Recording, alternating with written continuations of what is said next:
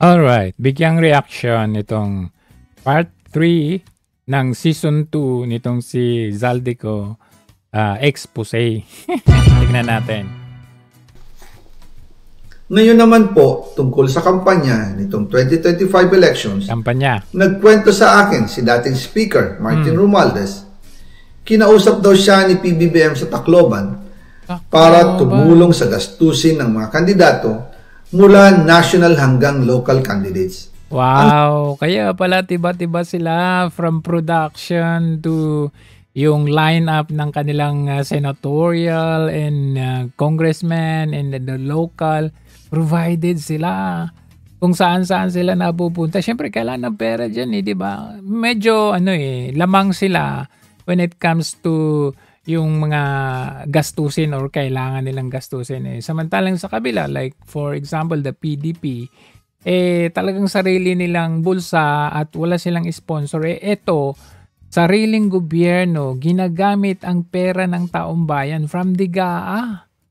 Galing ang ending, talunan sila. Ang sagot ni Speaker, naibigay na niya ang SOP collections sa Bureau of Customs na umabot sa 11 billion pesos. Dagdag pa dyan, may 9 billion pesos 11 billion pesos? Yun ba yung ibinawas nila sa AFP budget? Binawasan nila ng 10 billion?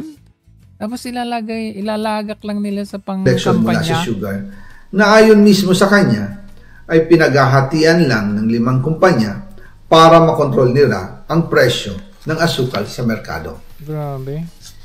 At iba pa ang kita mula sa importasyon ng sibuyas na hawak naman ni Martin Araneta, kapatid ni First Lady Lisa Araneta Marcos.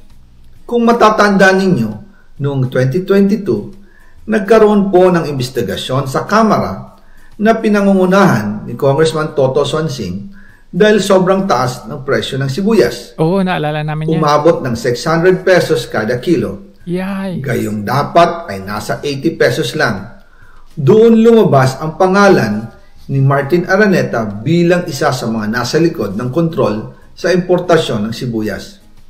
Pero hindi po natuloy ang investigasyon. Grabe, Naalala nga namin yan Ito yan Ayan, 10 sabpina ang inilabas laban sa 10 katao at kasama dito si Martin Araneta at saka yung Special Envoy to China nila dati na si Michael Ma. Ito with regard to the 693 million na smuggling, agri-smuggling. At nakita natin, ito nga mismo yung video ni Swansing kung saan pinasasabpina niya. Ito, tingnan natin. Namely, Michael Ma. Michael Ma. Lujin Ang. Michael Ma. Andrew Chang. Ito, umpisa pa lang ng pamumuno ng gobyernong ito, meron ng ganitong issue. It just so happened na during this time, hindi initiated by the president. Actually, stopped by the president. Ngayon, yung sinasabi, maya naman kayo, tapos gumawa ng ICI, initiated by the president. Kaya lang, controlled pa rin kasi hanggang Zaldico lang muna sila. Pero nakita na natin ang senyales ng gobyernong ito. Una pa lang. Aggregates. Finally, Mr. Chairman, I would also like to request records and documents from the Bureau of Customs and SBMA on importer of cigarettes and tobacco, Pision Corporation, whose cigarette products are allegedly flooding despite being declared for transshipment for Malaysia. In view of this request, I will divulge in due time pertinent information on this individual. Ang tanong, after that, ano nangyari? Wala na. Kaya tama yung sinabi dito ni Zaldico, nag-account na pinatigil and nangyari na nga, nawala na. Kasi nakita nyo during that time, di ba maingay si Ramon Tulfo. Siya unang nag-ingay nito Idinawit Himon Tulfo ang utol ni First Lady Liza Marcos sa kontrobersyal na sibuyas smuggling. Itinuro ni Mon Tulfo ang kapatid ni First Lady Liza Araneta Marcos na sangkot sa smuggling ng sibuyas. Sa ilang Facebook post ng kolumnista, sinabi niya na si Martin Araneta, kapatid ng unang ginang, ay kasosyo sa negosyo ng umano'y onion smuggler na si Michael Ma. Nakaw. Si Ma ay presidente umano ng China-Philippines United Enterprises na may opisina sa kaparehong gusali at palapag ni Attorney Liza. Samantala, mariing itinanggi ni dating National Security Advisor Clarita Carlos ang mga kumakalat na balitang may isinumite siyang listahan ng smugglers kay Pangulong Marcos kaya Ayan, isa din to nag-ingay eh. siya tinanggal sa trabaho. Aniya ang National Intelligence Coordinating Agency ang dapat tanungin kung nagsumite sila ng ganitong listahan sa Pangulo. Patanong, yung unang post nito, patanong. Sabi niya, totoo ba na ganito ang sabi ng National Intelligence or yung NICA, sangkot ang inyong kapatid? Pagkatapos niyan, nawala na siya sa ere, sa National Defense. At nawala na rin yung hearing. Kaya tama, totoo yung sinasabi ni Zaldico dito.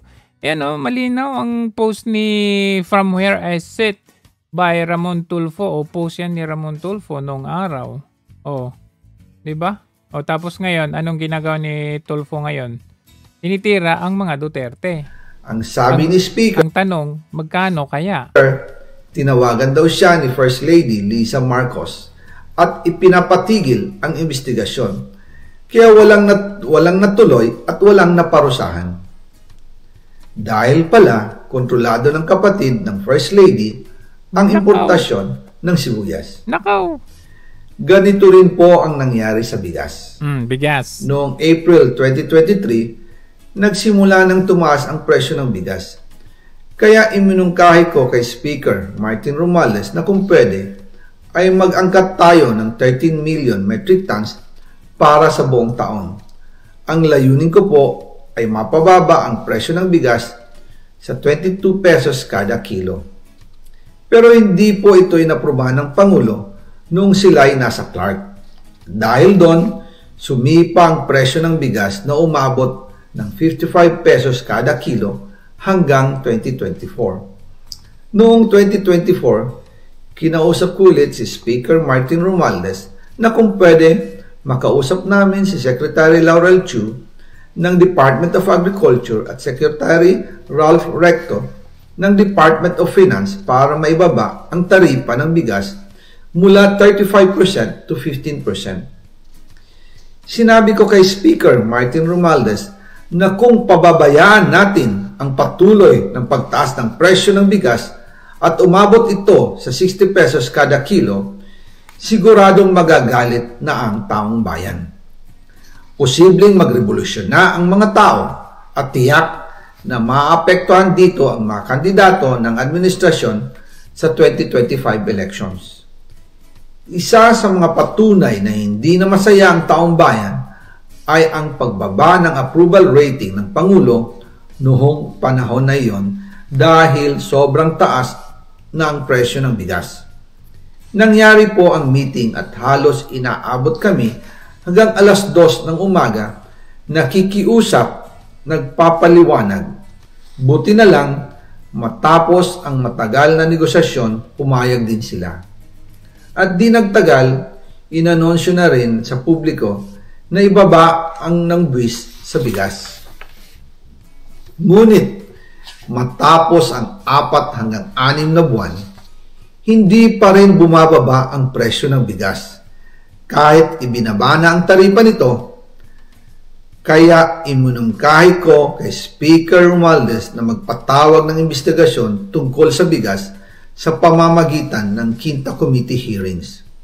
Ito pala yun. Ibang balita, binuong Quintacom ng Kamara nagsagawa ng kanilang unang pagdinig ngayong araw. Iba't ibang iligal na gawain na nagdudulot ng pagtaas ng presyo ng bilihin na nagiging dahilan naman ng kagutuman, tinalakay.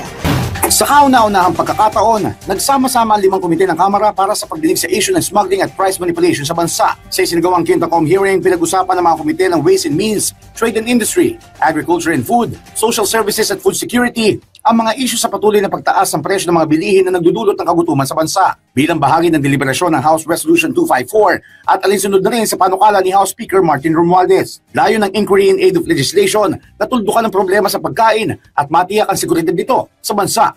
We want to uncover the gaps that we need to plug to achieve this goal, and if needed, the personalities that should be made accountable for making this goal difficult to achieve.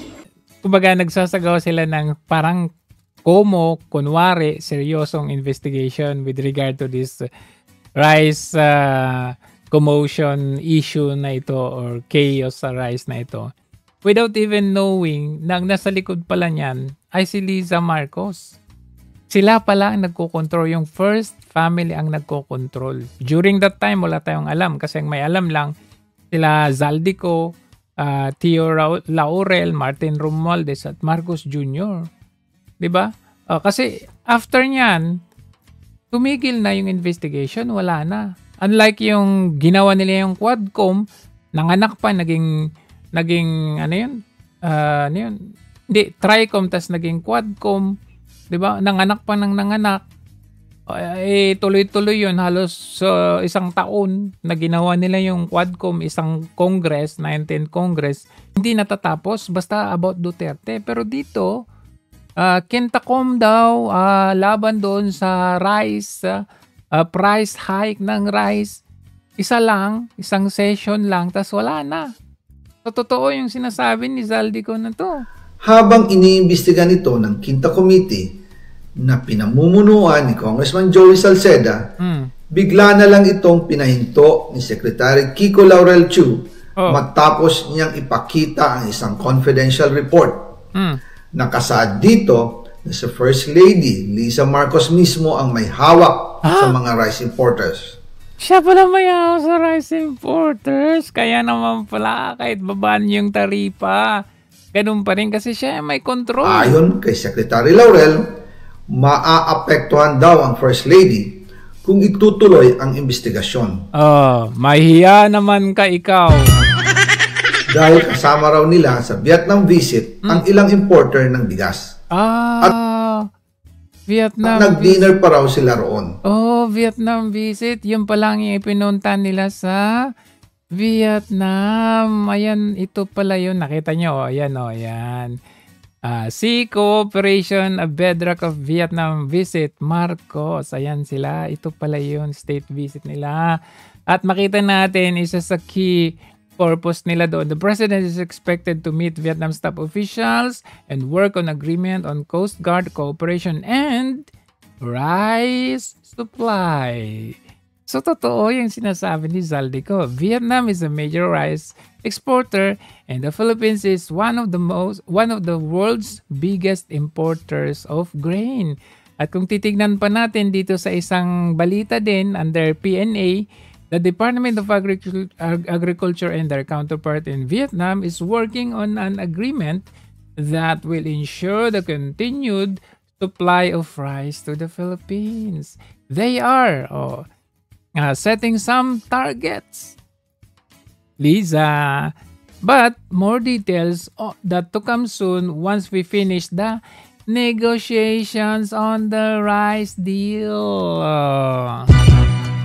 So, hindi fake news si Zaldico dito. At nung araw din yun, tumawag si Congressman Sandro Marcos kay Speaker Romualdez upang ipatigil ang House investigations tungkol sa bigas as instructed ng Pangulo. Di ba? Kaya nawala yung Quintacom na yan. Magkasama kami ni Speaker Martin Romualdez nang tumawag si Congressman Sandro Marcos. Dumating din si Secretary Laurel Chu sa Manila Polo Townhouse at doon siya pinagalitan ni Speaker dahil inilabas niya ang confidential report na nagdidiin sa First Lady sa issue ng rice smuggling. Humihingi ng paumanhin si Secretary Laurel Chu at sinabi niyang, pasensya na, masyado akong naive. Doon namin naintindihan kung bakit. Kahit ibinabana ang import tax ng bigas mula 35% to 15%, ay hindi pa rin bumababa ang presyo sa merkado dahil pala sa dami ng SOP at remittance na ipinapasa sa bawat transaksyon. Dagdag pa po, maraming importers ng isda ang nagre-reklamo dahil kontrolado ito ng kaunting kumpanya lamang. Grabe, no? Wala naman daw tax sa importation tuwing lean season, pero kahit ganoon, hindi pa rin sila nabibigyan ng permit to import. Ang mga kaunting kumpanya na ito lang ang nabibigyang permit to import. Dahil dito, kontrolado din ang presyo ng isda at ito din ang dahilan kung bakit mataas ang presyo ng galunggong. Mga kababayan, hindi dapat naghihirap ang Pilipinas. Hindi dapat ganito kamahal ang mga pangunahing bilihin tulad ng bigas. At higit sa lahat, hindi dapat nagugutom. Grabe, no? Kumbaga, lahat ng ahensya, kontrolado nila. Like for example, sa DA, sa fishing, andyan si Tio Laurel. Siya din ang nag-import at export or nag-export ng ng isda at nag-import din. Kasi meron sariling fishing company yan. Oh, kaya itong mga expose ni Zaldico, insider siya eh. Alam niya lahat. Siya yung kinakausap dito kasi siya yung chairperson ng budget dito. At yan yung mga report. And speaking of report, nag-report daw itong si BBM report, lumalabas na fake news ang kanyang pinagsasabi dito kasi na-counter din siya kaagad ng isang abogado eh. Sa inyo lahat, ito patuloy sa aking pagre-report sa inyo tungkol sa mga... Pansinin ninyo, di ba, the last time naobserbahan natin yung pagtingin niya doon sa may right side niya, parang meron talaga, may nakatutok bang baril sa'yo habang nagsasalita? O hawak ka ba sa leeg? Tignan nyo, pansinin niyo yung mata niya. Titingin dito banda. Yan, titingin yan dito banda. Dito. Yan, mga development sa mga kaso na hinggil doon sa mga flood control project. At i-report ko po na ngayong araw yung AMLAC, yung Anti-Money Laundering Council, nakakuha na po ng 2 freeze order. This brings the total amount of assets frozen to about 12 billion pesos. Kasama po dito ang mga air asset ni Zaldico, ang value mga 4 billion. At bukod pa ron, meron po tayong nakuhang 3,566 na bank account, 198 insurance policies, 247 motor vehicles, 178 real properties, 16 na e-wallet account, at saka air asset na frozen na. Umpisa lang po ito. Mas marami pong asset ay mafo-frozen para tumingin doon. Umpisa lang po ito. Mas marami pong asset ay mafo-frozen. Tinitignan mo dyan. Nakatutok ba yung baril? Tanong lang naman, baka naman hindi baril ang nakatutok. Ayan. Para maibalik ang pera ng tao, asset ay mafo-frozen para maibalik ang pera Concentrate ka kasi dyan. ng tao sa kanila.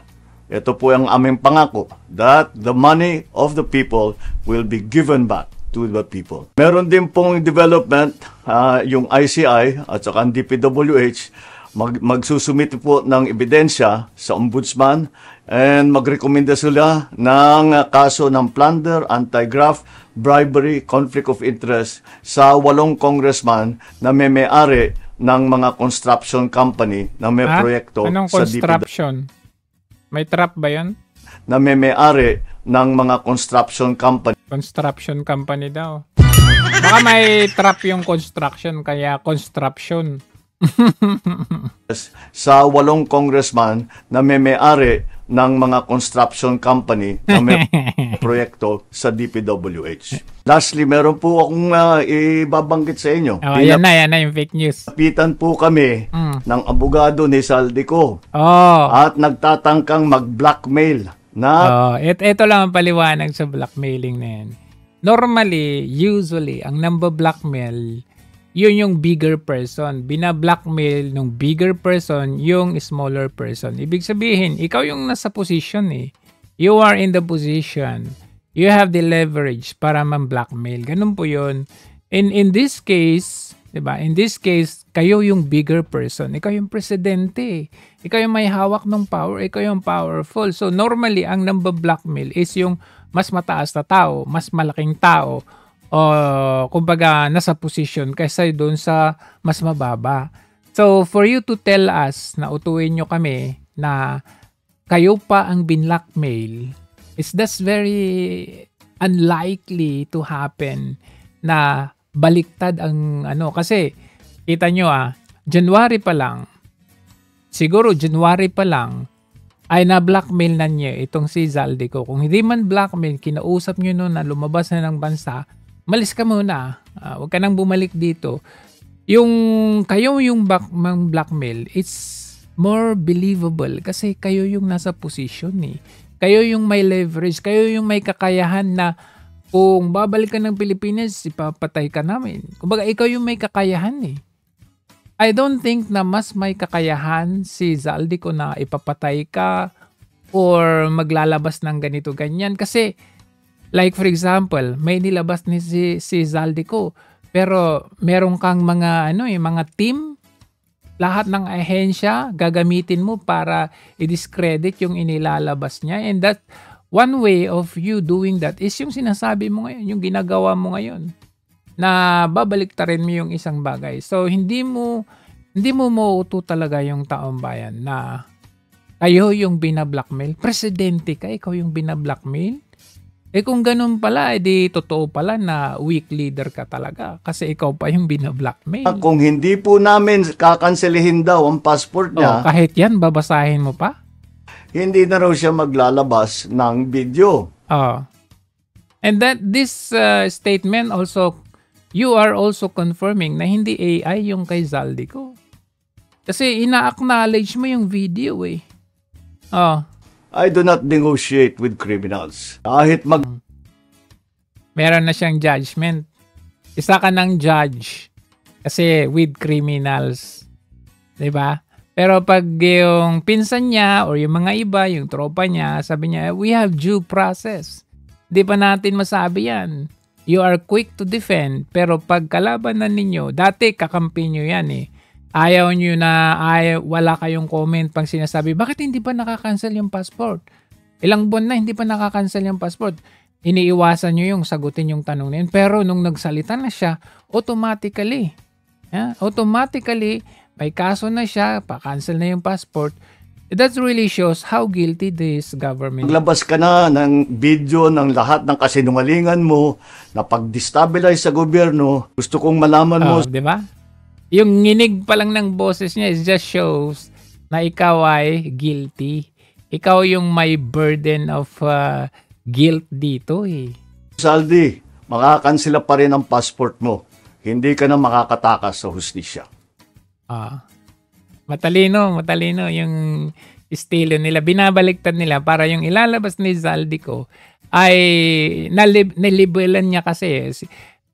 Tinatakot mo kami, maglabas ka ng video mo, mga kasinungalingan. Nilagyan na niya ng label na sinungaling. Para paglabas ni Zaldico, sinungaling yan, sabi ni Presidente. Pero sinagot siya ng kanyang abogado, si Attorney Rondain, na talagang deliberately, categorically dinideny niya na wala. Kasi ang pinaparatangan niya dito is yung si Attorney Rondain. Diba? I mean, kung ako si Attorney Rondain, lalapit ba ako sa any of the Marcos para i-blackmail ko? Hindi ba, kung lalapit man ako, hindi ako mamba-blackmail. Ang una kong gagawin pag lalapit ako, makikiusap ako. Hindi ako tanga, hindi ako bobo para lalapit ako. Tapos tatakutin ko pa sila. Sila yung in power eh. It's very unlikely talaga na ganun. Pero wag kayong mag-alala kasi hindi lang tayo ang nag-iingay at umaalma dito. Ngayon ay umaalma na rin yung mga Makabayan Black. Yes, ultimately, kung siya ang natuturo, di ba, ang panawagan ng mamamayan, lahat ng sangkot dapat managot. Dapat imbestigahan na rin si Pangulong Ferdinand Marcos Jr. Ito ang hamon ng Makabayan Bloc sa Independent Commission for Infrastructure o ICI.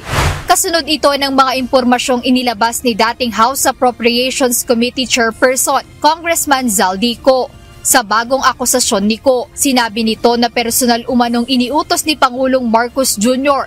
ang pagdagdag ng pondo o ang budget insertions na 100 billion pesos sa General Appropriations Act 2025. Paliwanag ng Makabayan lawmaker na si House Deputy Minority Leader at ACT Teachers Party List Representative Antonio Tino. Ang pagbibitiw sa posisyon ng dalawang mataas na opisyal ng pamahalaan na sina dating Executive Secretary Lucas Bersamin at Budget Secretary Amina Pangandaman ang nagpatibay ng mga akusasyon ng dating mambabatas. Oh, di ba?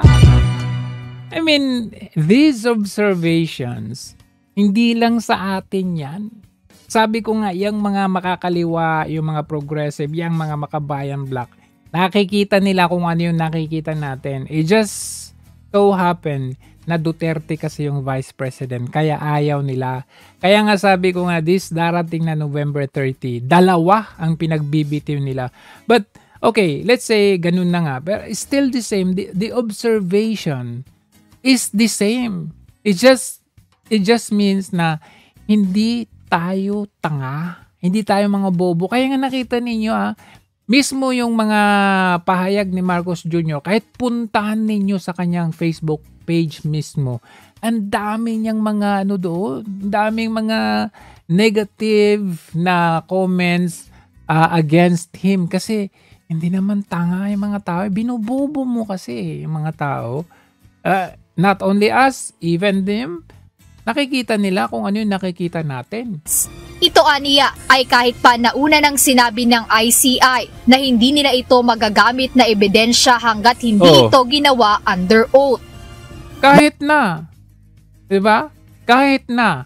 Pero kailangan nyo pa rin magsagawa ng investigation. I-authenticate ninyo, i-check ninyo, i-verify ninyo kung AI man itong si Zaldico o hindi. Diba? But the mere fact that you are just not doing anything, anong tawag doon? Guilty kayo. Hindi man ninyo ipa-check or ipa-verify kung AI nga ba yan. Pero kakaamin ni Marcos Jr. na hindi AI yung video na yan by stating na, maglabas ka pa ng video mo, hindi mo ako mabablockmail. Just confirm na hindi AI yung video. Malacanang mismo. Apparently, may corroboration. Bakit? Dahil it was only after Zaldico's video statement na may immediate effect. Sinibak si E.S. Bersamin, sinibak si Secretary Pangandaman. Let me note na yun yung point doon. Dati, protektado si Zaldico. Tagal-tagal. Hindi mapakansela yung passport. Pero nung may video release na, umiba yung timpla. Sa lahat ng mga nagsalita so far, mga witnesses and so on, mga whistleblowers and so on, wala pa pong nagbabanggit kay Secretary Pangandaman ng DBM. Solely Zaldico. Tumanggi namang munang magbigay ng komentaryo si ICI Chairperson Retired Justice Andres Reyes tungkol sa isinumiteng request ng Makabayan Bloc. Ayan, nag-request na sila. Ngunit binanggit ngayon, mapapahindihan ba ninyo yan? Kasi, okay, pag from us, yung mga request niyan, totally talagang ibablock pa ninyo. Hindi pa ninyo tatanggapin, hindi pa nyo i-receive. Pero I'm sure, pag manggagaling na yan sa kanila, I'm sure na merong kayong response kasi alam namin takot kayo. Bakit? Siyempre, kasama nyo yan dyan eh. Nakita ninyo yung anong effect nung yung mga rally from us. Sabi nila, pag nagbanggit tayo ng resign, BBM resign, meron tayong parang sedition, parang ganon. Pero yung November 30, malinaw na meron niyang BBM resign at merong Sara resign. Bakit hindi kayo magsasabi na, sedition yan? Imbestigahan at titingnan ng komisyon ang lahat ng posibleng may kaugnayan sa kontrobersya. Well, we have not read that. Only arrived this afternoon. I'll give a comment after you have read that. No comment as of now. I have to also consult the other members of the commission before I give a unilateral discussion. Para kay Congressman Tinio, pagkakataon ito ng ICI upang patunayang wala silang pinapanigan o pinoprotektahan pagdating sa usapin ng nangyaring anomalya. Tama. Hamon talaga ito sa ICI. Kailangang ipakita ang kanyang independence, buhusgahan siya ng taong bayan, ng publiko. No? At kung hindi ituloy ang investigasyon hanggang at kung hindi ituloy ang investigasyon hanggang sa Malacanang at sa Presidente, alam na natin, in the end, walang credibility at cover-up ang nangyayari at ang magiging trabaho ng ICI kung hindi action na ito. Samantala, kinwestiyon paano na yan? Naman ni House Assistant Minority Leader at Kabataan Party List Representative Rene Co ang live streaming guidelines ng independent body. Dapat aniya itong repasuhin at tanggalin ang mga restriction para maging transparent ang investigasyon. May Kung restriction totoo, pala. ang gustong mangyaring involved ang publiko sa pagpapanagot, kailangang i-rethink yung existing guidelines on live streaming ng Independent Commission on Infrastructure. Nanindigan ng ICI na ang pag-aproba nila sa closed-door hearing o executive session ay nakabatay sa existing na mga batas maging sa desisyon ng Korte Suprema. Manifested that they had fear. Bakit nyo sinabi na willing kayong mag-live stream tapos ngayon babawiin ninyo? How it will be affecting their families. At the same time, there might be some people that they may be... walang iya, families daw. Lantaran nga pinagagawang Senate hearing na ganyan, House hearing, lantaran. These are all in the guidelines. Hindi naman magagrant. Paano na yan? Marcos Jr., umaalma na yung mga tropa ninyo. Antabayanan natin ang susunod na pangyayari. Sa susunod daw na maglalabas si Zaldico, mas matindi pa dyan. Kasi hinamon pa mismo ni Marcos Jr. Maglabas ka pa ng kasinungalingan. Alam mo, kahit sabihin mo yan, mas maniniwala pa rin kami sa kanya. Bakit? Hindi dahil kakampi na namin siya. Hindi namin siya kakampi. It just happened na yung mga nilalabas niya is more my credibility. Bakit? Kasi galing siya sa inyo. May hawak siyang ebidensya. Kaysa yung mga ginagawa nyo dyan, controlled na mga witnesses nyo dyan, nakaganon, no? Hawak sa leeg. Hindi kami naniniwala basta-basta. Yan lang, hanggang sa muli. Maraming salamat.